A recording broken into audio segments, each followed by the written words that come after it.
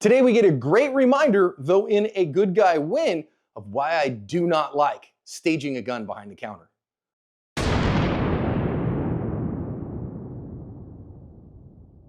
Hi everyone, welcome to today's research-informed defensive lesson here at Active Self-Protection. I'm your host, John Correa. Today's video, I don't know where it came from. My Google foo failed me, so if you have any geographic information, would you put it in the comments so that I can add it to the description? Because I couldn't find a news story on this one. To win the fight after the fight, you need help. After a use of force, I trust Firearms Legal Protection to help me win the fight for the rest of my life. From their 24/7 attorney-answered hotline to coverage for the use of all legal tools, Firearms Legal Protection has you covered. Get a discount by signing up at the link below. See, our clerk is going to come on screen here. He sees somebody come into his store and he's going to get a little hinky about that guy and draw a gun and chamber it and then kind of keep it out of sight. And when the guy doesn't come and rob him like he expects, he's going to kind of put that gun down. Now watch our perp come up with his hood up and his mask on. If you notice from the timestamp, this was from 2022. I just hadn't seen it before.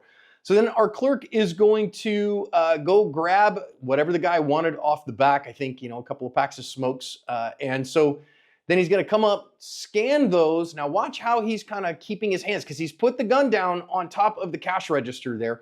And when the guy then pulls out a bag and puts it down, and then out of his left hand pulls a gun, our clerk pulls a gun as well and shows it to him. And they have what in the old country they would call a Mexican standoff there, with everybody pointing guns at each other. And then our bad guy decides, I'm just going to grab my bag and walk off.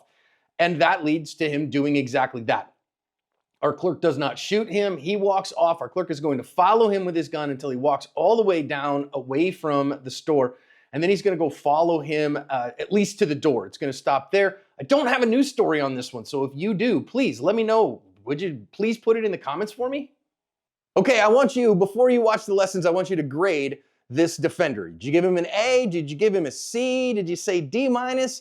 I think that's maybe a little rough. What do you think? Let's talk about it in the lessons.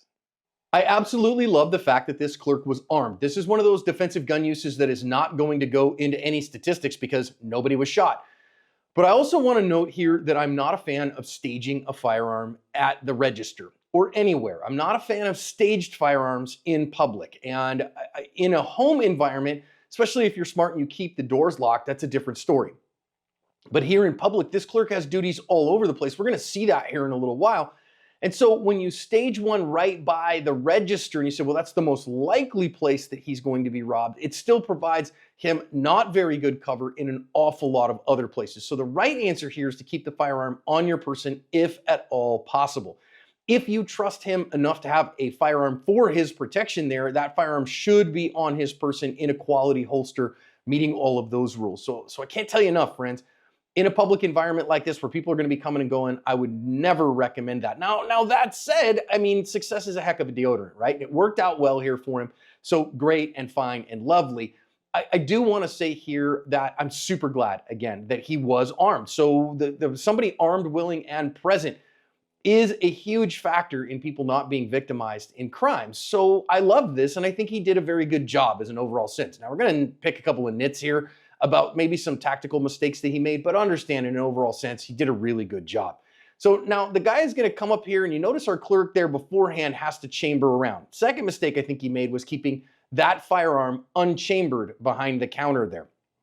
Now some people are going to say, yeah, but it's safer that way, John. Except for now, in the time where he actually needed it, he announced its presence because that sound of a firearm chambering is a very distinctive sound. So again, it should be kept in a holster, loaded on your person as a default. That is the way that a defensive firearm is kept. Now, I wouldn't love a defensive firearm under the counter, loaded, not in a holster, because then the trigger guard would be uncovered. So if you're going to do that, make sure that it's still a holstered firearm in a quality holster. Okay, I don't like an unchambered gun like that, because you're beginning your gunfight with a malfunction clearance is what you're doing. Now, note that when our bad guy shows up, this is now certainly today in 2025. This would be a huge problem. You notice here that he has a hood up and a mask on. Clearly, by 2025, this is a matter of hiding your appearance. And I even think in 2022, when this happened, April 2022, this was hiding your appearance then likely too. So I wouldn't allow it.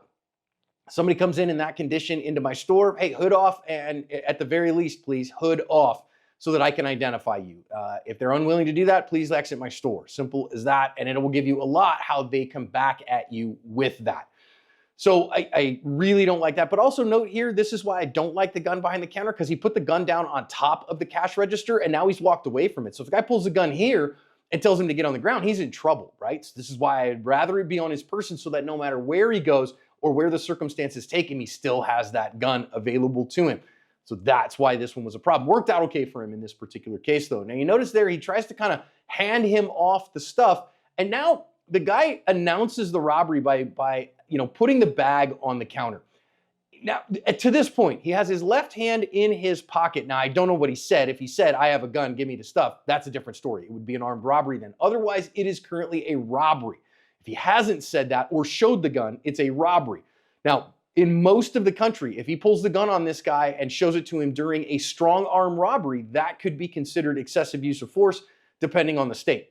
Texas, you can actually use deadly force to stop somebody in robbery, and in other states, somewhat like Arizona, you could show your defensive firearm, but you couldn't necessarily use it. But when he goes to draw his firearm, that's a different story. Once he shows the firearm, that is now an armed robbery, an aggravated robbery. Any state in the union, you can stop an aggravated robbery with deadly force. Now, I want you to note here, this is where our good guy decides to draw his gun. I've backed it up 8 frames, a quarter second from when he starts his movement. So when he sees that guy's hand move out of his pocket, he identifies that that's a deadly threat in his pocket, and he starts his draw. So this is purely the mechanical aspect. It's not the decision-making aspect here, but he's made the decision to fire. So how fast do you want to go? Now, you note here that our good guy, his hand is kind of hovering next to his gun. That's great, but again, it's kind of organized in a way that's hard for him in order to get to it. But he's going to be able to get to it pretty quick, and when he does, he's going to get that gun out fast. But notice that our bad guy has a vote in this as well. So how fast do you want to be getting your gun out? Because our good guy gets his gun up and out in just over a second, about 1.1 seconds, but so does our bad guy. Now, our bad guy has his muzzle averted and down. Our good guy has his up. I will say, if you've identified a firearm in the bad guy's hand, having a little bit of a tit for tat here with him is a terrible idea. I would strongly recommend here that you not point the gun at him, because then you give him a chance to gain the initiative ahead of you. It was highly risky. And listen, everybody lived here. Nothing was lost. So it worked out okay, but highly, highly risky here, because the bad guy could have gotten ahead of him very, very quickly and easily as they stand here in an old school sense, what they would call a Mexican standoff. Everybody's got guns pointed at everybody and nobody's firing yet. Because if the bad guy just decides to press the trigger there, it's going into the pelvic girdle of our good guy before he can do anything about it, all right? So I think here that he took an extreme risk that he didn't need to take. Frankly, my suggestion here is this guy is threatening you with deadly harm. I would not have shown him deadly harm here. Personally, I would have used it, because I certainly can articulate that this guy means me deadly harm, and he has showed the opportunity, the ability, and the manifested intent to do me deadly harm. I was sure he was going to kill me, so I had to shoot him. Now, it worked out okay here, but boy, was it dangerous, because the bad guy, if he gets ahead, then and he can, because he can pull the trigger before you can do anything about it, then you're going to die. All right. Now, I will say here as well, bad guy decides, I'm going to put the gun in my pocket and I'm going to walk away. And you notice here that our good guy has the gun pointed at him and his finger on the trigger prepped. I don't love this. And the reason that I don't love it is because if he were to have a negligent discharge here, so he's chosen not to shoot this guy, but he wants to be ready to shoot this guy. So he's got the gun pointed at him. If something were to go wrong, something falls off the back shelf and hits the ground and he flinches, then he puts a round into this guy in a way that probably is not justified.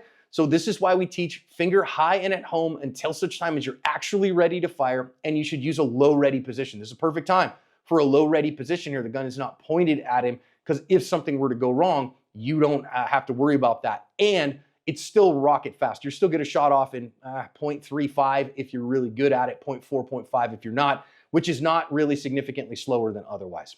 Okay, so use that low ready position. Make sure to take a training class. Make sure to get some actual firearms training, more than YouTube even, please. And now listen, this guy here, he tracks the guy going, and then he's gonna head over to the door. Now my hope here is it stops right there, so I don't know what he did. My hope there is he goes to the front door to lock it. Okay, don't chase fleeing felons out into the parking lot. You don't know what's going on out there. You've paid at risk of your life to establish dominance in the space that you're in. Consolidate the dominance, get the door locked, get on the phone with 911 because there is a fleeing felon who has a firearm and is committing armed robberies out in the community that you can give them a description of. So you should. Now, I don't know what happened in this case. I don't know if he did. I don't know if the cops ever found this guy. Kind of doubt it because I should have been able to find a news story on it if so. Maybe he never even called it in. I don't know. If you do, make sure that you put it in the comments for me. But I would not chase the fleeing felon. Make sure that you win the fight to 911. Call 911 immediately and get those cops en route. At the end of the day, this guy did a fine job to protect himself. He did enough to cover his ass.